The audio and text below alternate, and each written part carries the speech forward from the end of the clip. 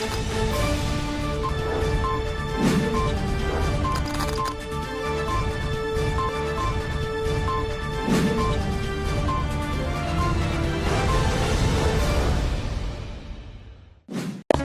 Islamic International School is a blend of modern and Islamic curriculum. Admissions open.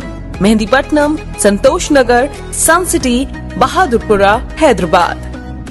अस्सलामुअलैकुम, KBN speed news में आप तमाम का इस्तकबाल है। आइए देखते हैं 16 अगस्त 2021 की टॉप 20 न्यूज़। मलेशिया के वजीर आजम मोहिउद्दीन यासीन ने अपने ओहदे से दिया इस्तीफा। मलेशिया के वजीर आजम मोहिउद्दीन यासीन ने बादशाह को इस्तीफा पेश कर दिया है, ताहम वो अबूरी वजीर आजम की हैसियत से खिदमत अंजाम देते रहेंगे। मलेशिया के वजीर आजम मोहिउद्दीन यासीन की क़यादत में काबीना ने भी बादशाह को इस्तीफा पेश कर दिया है। मलेशिया काबीना के मुस्तफ़ी होने की तस्दीक वजीर साइंस जमालुद्दीन ने एक इंस्टाग्राम पोस्ट में की है। हिंदुस्तान में मौजूद अफगान सिफारत खाने का ट्विटर अकाउंट हैक कर लिया गया। हिंदुस्तान में अफगान सिफारत खाने के प्रेस सेक्रेटरी अब्दुल हक आज़ाद ने कहा है कि लगता है कि सिफारत खाने का ट्विटर हैंडल हैक हो गया है। उन्होंने ट्वीट किया कि मैंने अफगानिस्तान के ट्विटर हैंडल तक रिसाई खो दी है। एक दोस्त ने इस ट्वीट का स्क्रीनशॉट भेजा। ये ट्वीट मुझसे छुपा हुआ है। मैंने लॉग इन करने की कोशिश की लेकिन रसाई नहीं हो सकी। फिजाई हुदूद बंद, एयर इंडिया की दिल्ली से काबुल जाने वाली फ्लाइट्स हुई मनसूख। एयर इंडिया ने पीर को दिल्ली से काबुल जाने वाली अपनी परवाजें मनसूख कर दी हैं क्योंकि अफगानिस्तान के दारुल हुकूमत के ऊपर फिजाई हुदूद बंद कर दी गई हैं। एक नोटाम यानी एयरमैन को नोटिस जारी किया गया था कि वो काबुल फिजाई हुदूद में दाखिल होने से पहले आने वाले और जाने वाले सिविलियन तैयारों को दोबारा रूट करने का मशवरा दें। पेगासस जासूसी मामले की तफ्तीश के लिए बनेगी माहिरीन की कमेटी, मरकज ने किया ऐलान। मरकजी हुकूमत ने मुबैना पेगासस जासूसी केस की तहकीकात के लिए माहिरीन की कमेटी तश्कील दी है। ये इत्तला मरकजी हुकूमत की जानिब से वजारत इलेक्ट्रॉनिक्स और इंफॉर्मेशन टेक्नोलॉजी के जरिए अदालत उज़्मा के सामने दायर करदा हलफनामे में दी गई। मरकजी हुकूमत ने ताहम इससे इनकार किया कि इसने किसी की जासूसी कराई है। मरकज ने अपने हलफनामे में कहा कि हमारी तरफ से कोई जासूसी या गैर कानूनी निगरानी नहीं की गई। मरकज ने दरख्वास्त गुजारों के तमाम इल्जामात को अक्सर मुस्तरद कर दिया।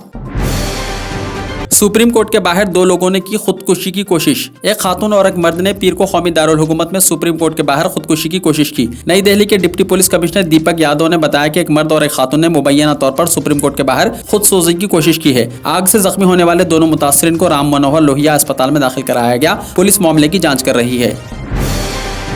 सोनिया गांधी ने मोदी हुकूमत पर जमहूरियत को तानाशाही में बदलने का लगाया इल्जाम। कांग्रेस सदस्य सोनिया गांधी ने यौम आज़ादी के 75वीं सालगिरह पर एक तरफ हिंदुस्तान की आज़ादी में कुर्बानियां देने वालों और मुल्क की बुनियादें कायम करने वालों को खिराज अक़ीदत पेश किया, वहीं मरकज की मौजूदा नरेंद्र मोदी हुकूमत को तनकीद का निशाना बनाते हुए इस पर कई तरह के इल्जाम भी आयद किए। उन्होंने अपने बयान में मरकजी हुकूमत पर जमहूरियत को तानाशाही में बदलने की कोशिश का संगीन इल्जाम भी आयद किया है।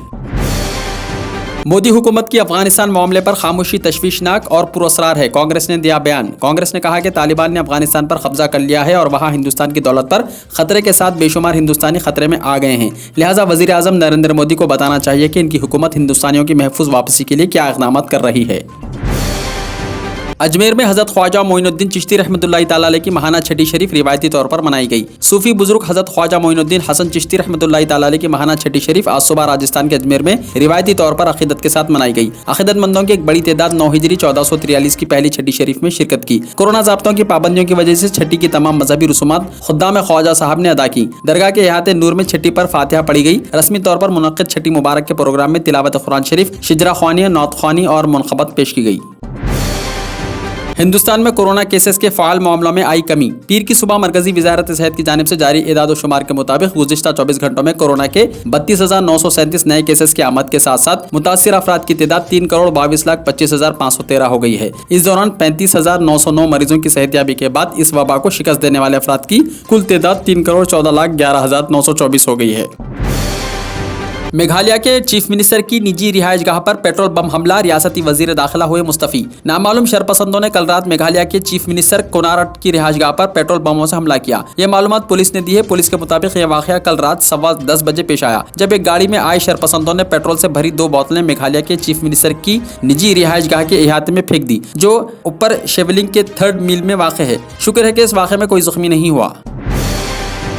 आंध्र प्रदेश में रात का कर्फ्यू 21 अगस्त तक बढ़ा दिया गया। आंध्र प्रदेश में कोरोना वायरस की रोकथाम के लिए रात के कर्फ्यू में एक मरतबा फिर तोसी की गई। हुकूमत ने कर्फ्यू में तोसी के अहकाम जारी किए हैं। 10 बजे रात से सुबह 6 बजे तक ये कर्फ्यू इस महीने की 21 तारीख तक रहेगा। कर्फ्यू में तोसी का फैसला कोरोना के मामलों में एक मरतबा फिर इजाफे के पेश नजर रियासती हुकूमत ने लिया है। ताहम हुकूमत ने कहा कि कोविड के प्रोटोकॉल पर अमल करने की जरूरत है। इसी दौरान रियासत में गुज़िश्ता 24 घंटों के दौरान कोरोना के 65,500 मुआयने किए गए, जिनमें 1506 मुस्बित पाए गए।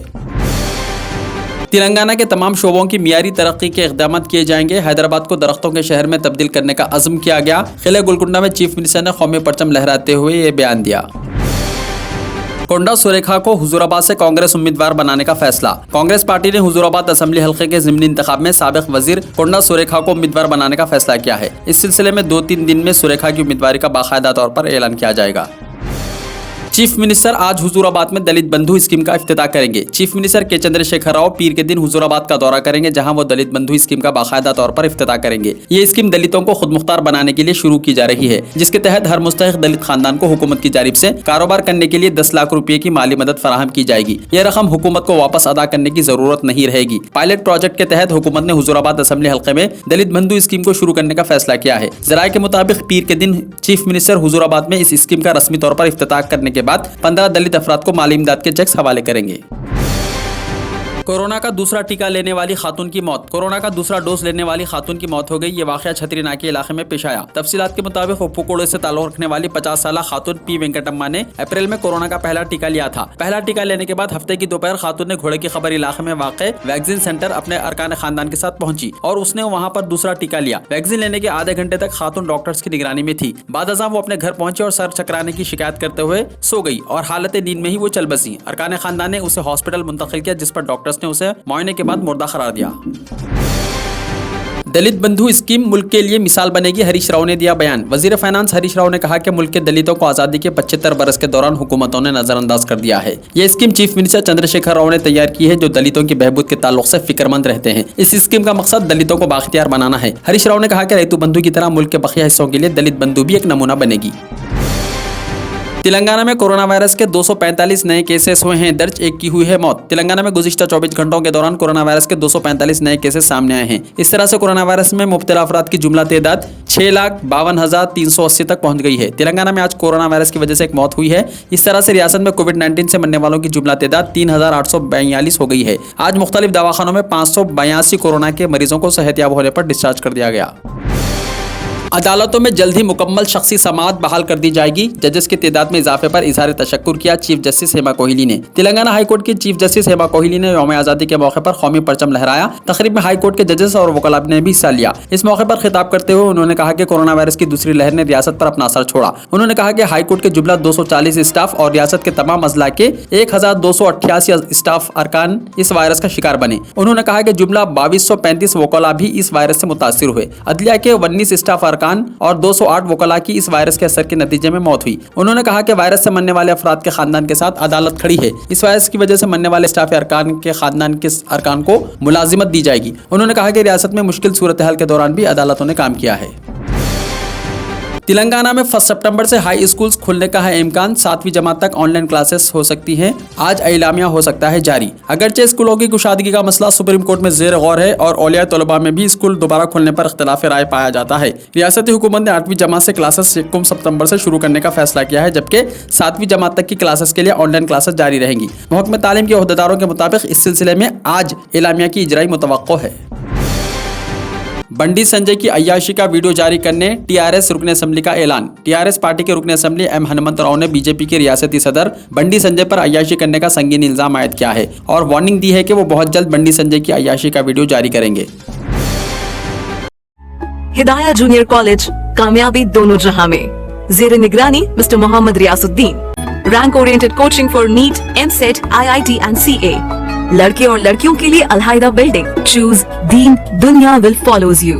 हिदाया junior college, admissions are open. Mehdipatnam, Hafiz Baba Nagar, Santosh Nagar, Hyderabad. अगर आपने हमारे चैनल को अभी तक सब्सक्राइब नहीं किया है तो यहाँ पर रेड कलर का सब्सक्राइब बटन दिख रहा है, उसे क्लिक करें और हमारे चैनल को सब्सक्राइब कीजिए और साथ ही साथ बेल आइकन को भी क्लिक कीजिए, जिससे आपको ताज़ा अपडेट मिलती रहे।